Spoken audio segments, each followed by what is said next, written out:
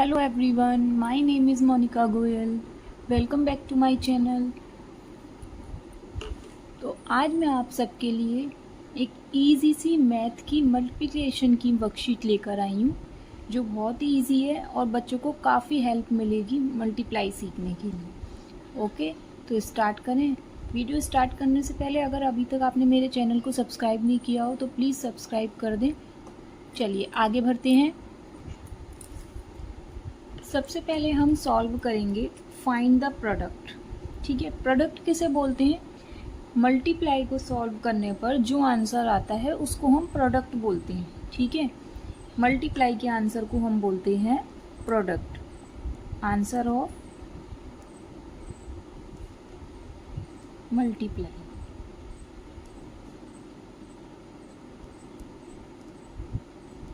Okay, चलिए start करते हैं। 20 मल्टीप्लाई 10, ये साइन मल्टीप्लाई का होता है, आप सबको पता है। तो 20 मल्टीप्लाई 10 करेंगे तो देखिए, अगर किसी भी डिजिट में 10 का मल्टीप्लाई करते हैं तो जो डिजिट होती है वही लिखे, बस पीछे आपको 10 में एक ज़ीरो है तो आपको एक ज़ीरो और लिख देनी है। ओके, तो जैसे 20 का मल्टीप्लाई 10 में करना है तो हम लिखेंगे 20 तो लिखेंगे ही, 10 में कितनी ज़ीरो है 1, तो 1 और ऐड कर दी हमने, तो ये बन गया 200। तो 20 मल्टीप्लाई 10 हो गया हमारा 200। ठीक है, नेक्स्ट करते हैं 16 3 जा। 16 का 3 में टेबल पढ़ना है, तो 16 का टेबल, आई होप आप सबको टेबल आते होंगे, आपको टेबल लर्न करने पड़ते हैं, मल्टीप्लाई करने होते हैं तो इसलिए आप टेबल लर्न करिएगा पहले, देन आप अच्छे से सॉल्व कर पाएंगे। तो 16 1 जा 16, 16 2 जा 32 और 16 3 जा 48 होता है, तो हमने यहाँ लिख दिया 48। नेक्स्ट है 8 7 जा, 8 7 जा होता है 56। ये प्रोडक्ट आ रहे हैं सब निकल कर मल्टीप्लाई के आंसर। 3 5 जा होता है 15। नेक्स्ट है 13 का, अब देखिए 13 का 100 से मल्टीप्लाई करना है। अभी मैंने आपको बताया था 10 से करते हैं, क्योंकि 10 में एक ज़ीरो तो हमने एक ज़ीरो बढ़ा दी थी। अभी हमने 100 से करना है, तो 13 का 13 लिख दिया हमने। 100 में कितनी ज़ीरो है 2 ज़ीरो, तो हमने पीछे 2 ज़ीरो लगा दी, तो ये बन गया 1300।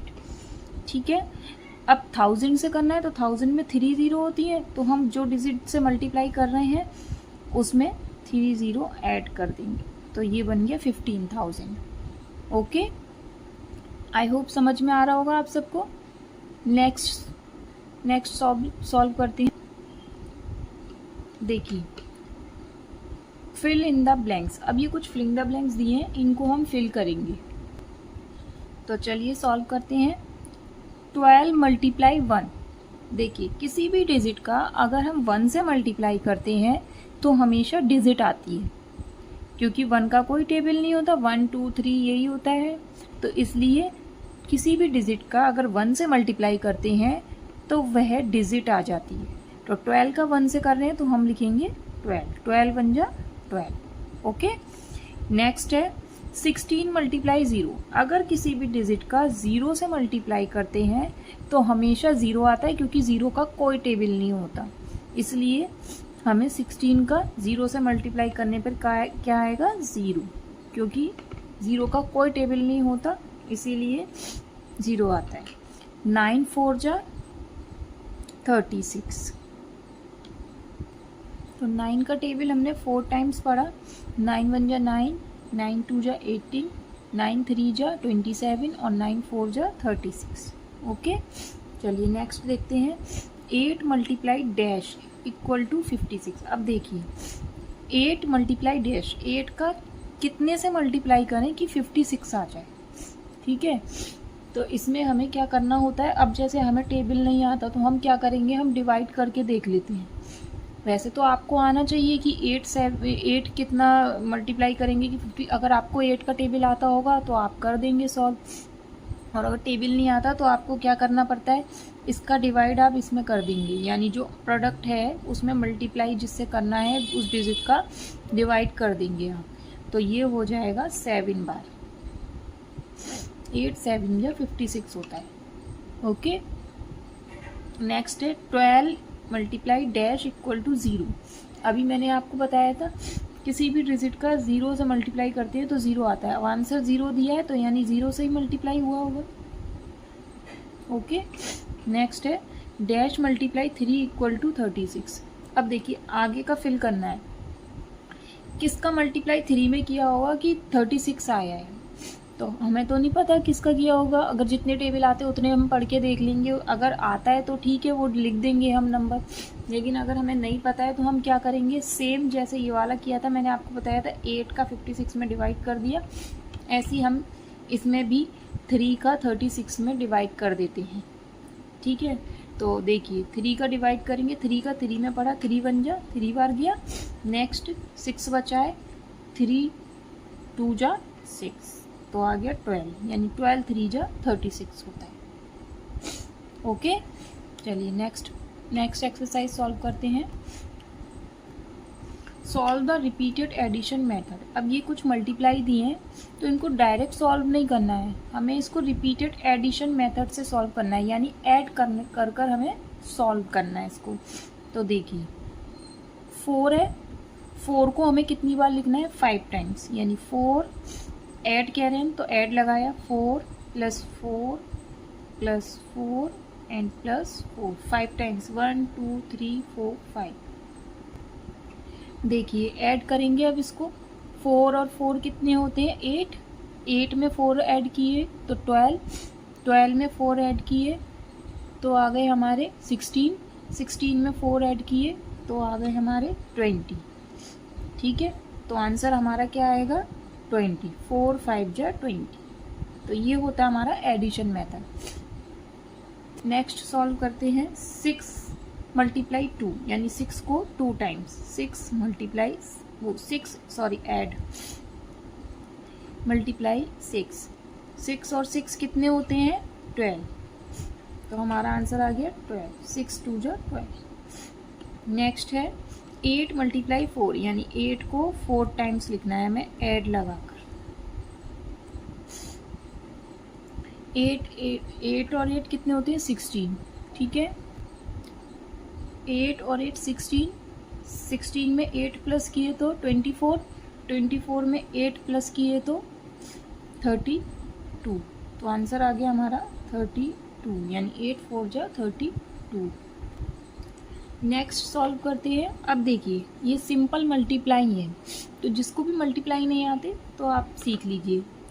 125 मल्टीप्लाई 6 करना है हमें, तो पहले हम डिजिट उतारेंगे 1 2 5, अब हमें 6 से मल्टीप्लाई करना है। तो चलिए टेबल पढ़ते हैं 6 का। 6 5 जा 6 1 जा 6, 6 2 जा 12, 6 3 जा 18, 6 4 जा 24 और 6 5 जा 30। तो 30 की 0 लिखते हैं, कैरी हमने यहाँ लगा दी 3। ठीक है, 3 क्या हो गई हमारी, कैरी होगी। 6 2 जा 12, 12 में 3 ऐड करते हैं, कैरी जो है वो ऐड करते हैं, यानी 6 का टेबल पहले 2 में पढ़ा, 6 2 जा 12, 12 में 3 ऐड किए तो हो गए हमारे 13 14 15। 15 की भी 5, क्योंकि अभी एक डिजिट और बाकी है, तो 15 की 5 और कैरी लगी 1। अब 6 का टेबल 1 में पढ़ा, 6 1 जा 6। ठीक है, तो 6 में कैरी ऐड कर दी 7, तो ये हो गया हमारा आंसर।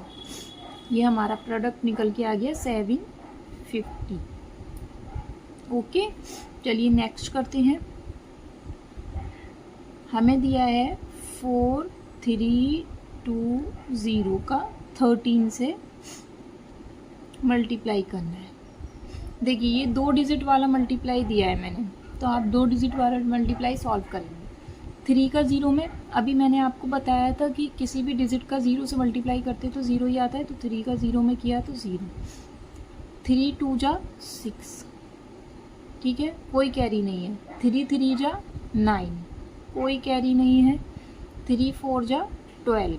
अब देखिए 12 हम पूरा लिखेंगे क्योंकि आगे कोई डिजिट नहीं है, अगर डिजिट होती तो हम कैरी लगाते, आगे कोई डिजिट नहीं है इसलिए हम 3 का टेबल 4 में पढ़ेंगे तो 12 आएगा, तो हम पूरा 12 लिखेंगे। हमेशा याद रखिए डिजिट के नीचे ही डिजिट होनी चाहिए, नहीं तो आपका सवाल गलत हो जाएगा। और डिजिट करेक्ट उतारिए, नहीं तो आपका सवाल गलत माना जाएगा। अब देखिए नेक्स्ट डिजिट से जब हम मल्टीप्लाई करते हैं तो पहले एक क्रॉस लगा देते हैं, यहाँ पर फर्स्ट डिजिट के नीचे एक क्रॉस लगा देते हैं, देन हम स्टार्ट करते हैं। 1 का 0 में किया तो 0, जैसा कि मैंने बताया है। 1 का 2 में, 1 का कोई टेबल तो होता नहीं है, तो 1 का 2 में किया तो 2, 1 का 3 में किया 3, 1 का 4 में किया 4। अब इन सबको हम ऐड कर देंगे। 0, 6 में 0 प्लस किया 6, 9 में 2 प्लस किया 11, कैरी लगा दी यहाँ पे 1, 2 और 1 3, 3 और 3 कितना होता है 6, 4 और 1 5। तो ये आ गया हमारा प्रोडक्ट 5 6 1 6 0। ओके, आई होप समझ में आ गए होंगे आपको मल्टीप्लाई, बहुत ही ईजी है। एक लास्ट सवाल है आपके लिए वर्ड प्रॉब्लम का। एक ईजी सा मैंने वर्ड प्रॉब्लम लिया है जिसको मैं सॉल्व करके बताऊंगी आपको। The cost of 1 kg rice is 200 rupees.